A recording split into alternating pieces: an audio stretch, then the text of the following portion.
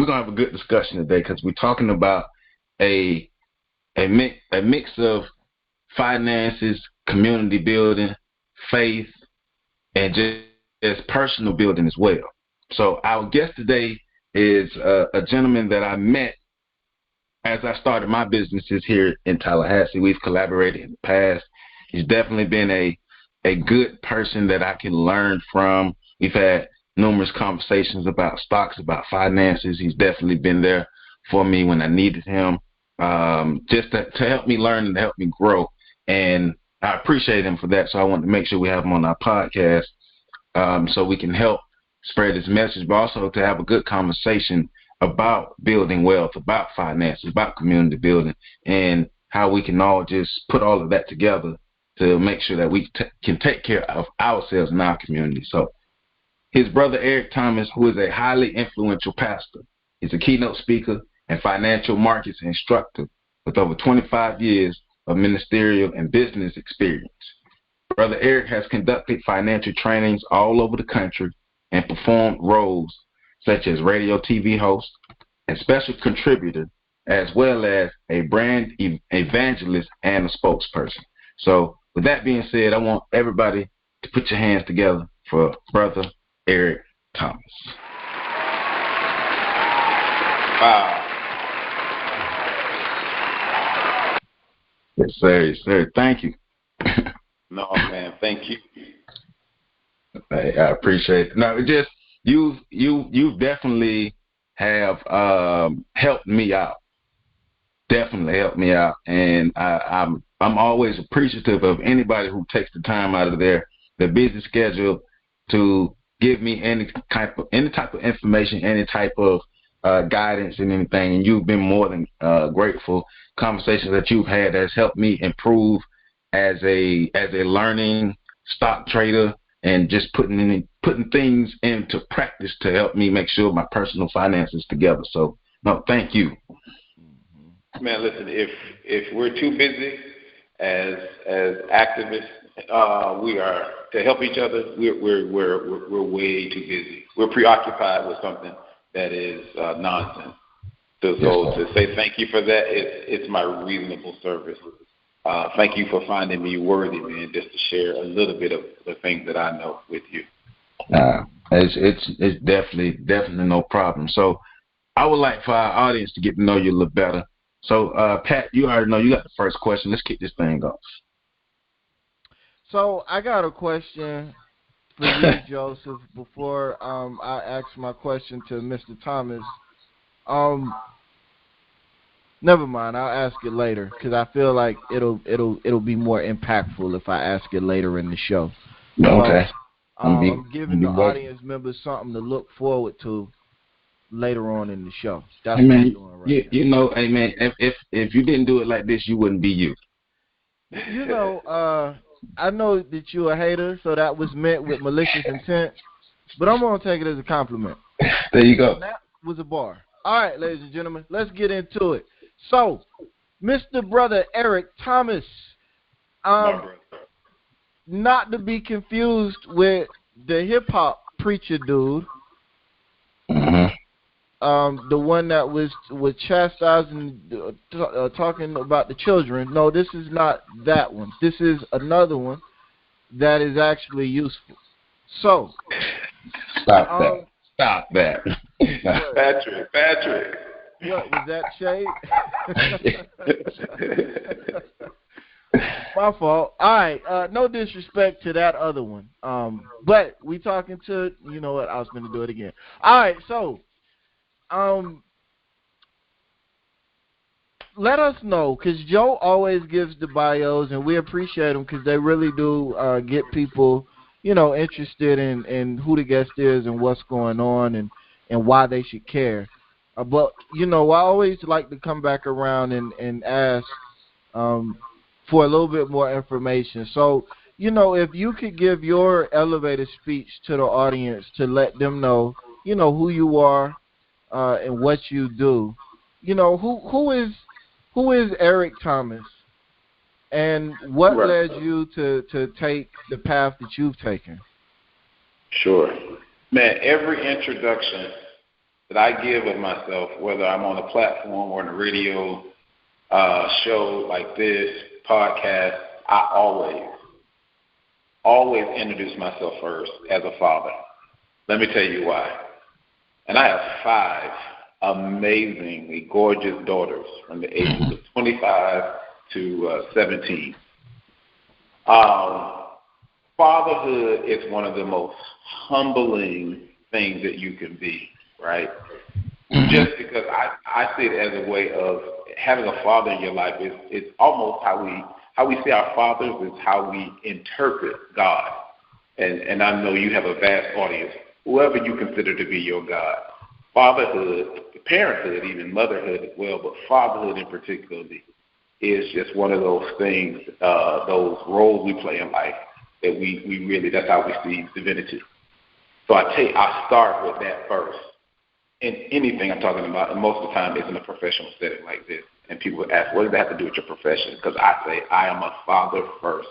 And father of 5 amazing daughters. I gave the ages from 25 to 17, Simone, Erica, Lauren, Destiny, and Imani.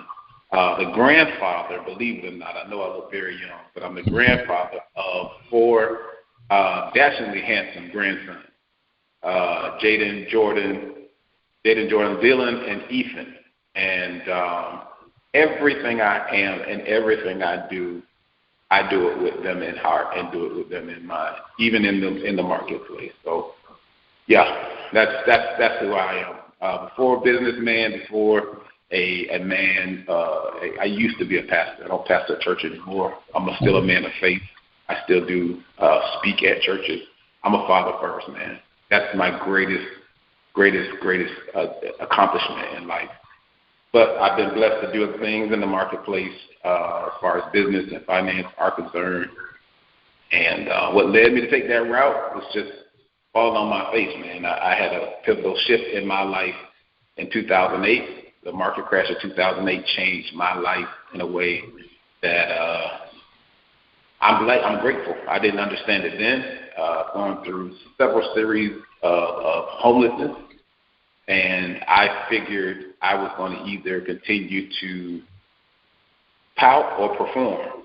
And I knew that I had to, first of all, come into knowledge of the money world to put out a different output. And I have no business background. I didn't go to school for business. I'm just what most people are, successful entrepreneurs are, who are very successful. They're self-made. Lots of trial and error. And that's what the word entrepreneur means. It actually, the French word means a risk taker. And, man, I have just taken risk after risk after risk after risk with trial and error and lots of wins, lots of losses. But have educated myself in a way that where I want to become an advocate and resource in the marketplace. So I want to start giving back because it's never about me. It's always about us. It's always right. Right. All right. And I admire that, though. I'm not a father yet. I know Pat is a father, and I know he talks about it all the time. So it's something I'm definitely looking forward to. But that I understand. We all understand the impact that my father can have, especially a active father who wants to be there, who loves to be there, and is actively giving to the household. So definitely respect to that. Because because I know most of my life growing up in the media images and the messages that were put out, even though that's not what I saw, because I saw black men taking care of their families. But I just think it's important that we continue to reiterate, because we have to still fight those stereotypical media, those negative media messages that are put out there. So definitely appreciate you saying that. And I appreciate you saying that, Brother Joseph. And I'm sure Patrick, who is a father as well. Society has given, especially men of color, those who are fathers, some bad rap, man, that most of it is undeserving. Most of it is just cultural labeling. When I first started my company, our mantra back then was brand yourself so nobody can label you. and it's absolutely true. It's just taking ownership of your narrative, and so yeah, we get to do that. We do have that freedom. I do know that. Right. So I want to get into financial intelligence, because you just gave us a glimpse of you finding yourself, redefining yourself, and building yourself up as a businessman after the '08 market crash. And I know financial intelligence had a lot to do with that. So in our community, we're now preaching financial intelligence on a mass scale, but growing up, that was nothing that I heard about. I know my father would just say, save your money, save your money. I wish he would have made me save my money, but he didn't. But financial intelligence is what we need. So from your experience and your perspective, why is financial intelligence important, and why is it important to not just have it, but improve on the knowledge that you have as far as financial intelligence? Sure. The difference between poverty, rich, and wealth, the only divider is financial intelligence. It's not. It is not, and I've said this, traveling around this God blessed country saying this, it's not about work ethic, and that's a part of it. That's a very small part of it. I said recently to someone that 74% of U.S. citizens live paycheck to paycheck, and I asked, why do you think that is? I was in Louisville, Kentucky, teaching a class, and a man shouted out, that's because Americans are lazy. Now, I had a very scripted presentation, but I got off of my presentation for 5 minutes to really lean into him, because I had to go defend my grandmothers and my grandfathers who got up before the sun. They beat the sun up, right? And worked in fields as we would kind of say entrepreneurs. They own their own business. My grandfathers were landscapers and mechanics. My grandmothers, who were homemakers in a sense, they farmed, right? They kept the farm. They did the chickens and the eggs and the watermelons and peas and made stuff so to the community. But they were all poor. And so that didn't really go together. Like, it can't be work ethic. Some people worked hard. My mom had a stroke on her job and died 3 days later because she worked so hard. You know what I'm saying? My dad retired after 32 years working for the U.S. government, and then had to go back to work part-time to supplement his retirement, right? Right. So don't tell me it's work ethic. Don't tell me it's that. It's financial intelligence. Now, for most of us in our community, we're told things like your father told you, save your money, in a sense. That is true, but that is so far down the line of trying to save nickels and dimes, and a lot of people don't even have money to save, right? We say it's a lifestyle. It's not even that, man. It's that we do not all have opportunities or equal access to best resources, and that divider, that gap, is financial intelligence. And so getting the knowledge of the money world, how money works, right? That's financial intelligence. It does start with saving and budgeting. I mean, that's a part of it. It doesn't start with that. It does include that. It does include credit, and there's some things we are seeing more consciousness in our community, right? But if we're going to see ourselves move ourselves into wealth creation and wealth preservation, we really got to start moving into financial intelligence. It must be a mandate that we teach in our homes, in our churches, and in our schools. All right. I agree. It definitely helped change my life, learning and implementing the things, all of the lessons from financial intelligence. And there's still a lot that I need to learn, but what I have learned and implemented, definitely a big difference. And the fact that, you know, we say that we still have so much to learn, and man, because there is so much to learn.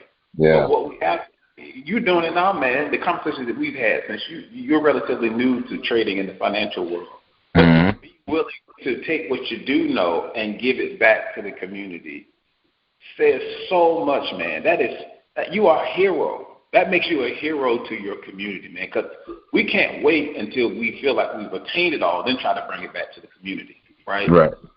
To get what we got, bring it back. That's what activism is. That's building the undergrounds, right?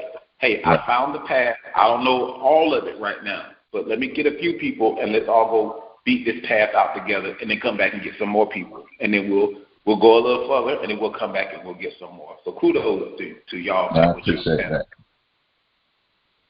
Definitely appreciate that, and because I know you and Patrick are actually the two people that I've talked to the most about stocks, about trading, about investing. So thank you to both of you. But yeah, I know my intention or my goal is to take it, use it, but also teach others about it, because I'm just sick and tired of going to my communities and seeing people struggling. And we all know what it's like to struggle, and I don't like to see people struggle. So I just want to try to make a difference. Yeah. You're doing it. Y'all doing it, man. Thank you. So explain to people, if you would please, sir, what is a financial markets instructor? Well, I guess we could start. What is a financial market? Because I don't even think people really have a firm grasp of what that is. Yeah, Pat, you're right. You're right. Man, listen, like you've been on the journey with me around this country, and it's just I've traveled this country from Hawaii, the island of Hawaii, down to San Juan, Puerto Rico. I've taught classes, man, and when I see people of color, especially people of color, have no clue what the financial markets are. And I always say this, and I'll share it with you again: the financial markets have everything to do with our lives. From the homes we live in, the cars we drive, the foods we eat, the clothes we wear, the schools we send our children to, the markets, the financial markets are dictating that. So the least you could do, the least anyone can do, is get some education on it. If it's impacting our lives that much, right? The financial markets determine who wins elections. The financial markets determine so many factors in our lives. So here in the States, you have stocks, also known as equities, right? So a company, when it goes public, it gives an opportunity for the public to make investments into their company, right? And you buy that, you become a shareholder. You also have what are called commodities. Good movie to watch, man. I love this. I always teach it to my students. Go watch. Do you two remember? You guys are a little younger than I am, I think. Do you all remember the movie Trading Places? Yeah. Eddie Murphy and Dan Aykroyd. Yep. A wonderful depiction of the market. Hollywood did a wonderful job, as they often do with scenarios. But that movie was centered around commodities. So there's two commodities in that particular movie they talked about, or Eddie Murphy talked about: pork bellies and frozen concentrated orange juice. But commodities, that's what that is. It's gold, silver, wheat, soybeans, sugar, commodities, livestock, commodities. Okay, there are some financial products and their currencies in the futures market, but primarily it's those tangibles. You have the actual currency market, all right? If you and I determined we were going to go for Labor Day to Canada tomorrow and go shopping, well, we couldn't spend USD over there. We'd have to convert the USD over to the CAD, Canadian dollar, at an exchange rate. Right. The Forex market, the currencies market, allows us to trade currency pairs against each other at that exchange rate. You have also, I know very little about it. I'm not into it, but the organization that I teach for, we do have educational courses for it, cryptocurrencies, which is a digital currency. It ain't a hoax. It ain't a scam. It's where the world is going. That's all I'll say about that. It's real currency. I lived on the West Coast for a little while, for about a year and a half. And almost any convenience store you go in on the West Coast, at least where I live in Southern California, you go in instead of seeing ATMs or right next to ATMs, you'll see cryptocurrency ATMs. Mm-hmm. It's real currency. It has arrived. It's not going anywhere. You also have another option class called options. And options, actually, you don't own stocks. You trade a derivative of a stock. and you get a payout on trading that. It's almost like having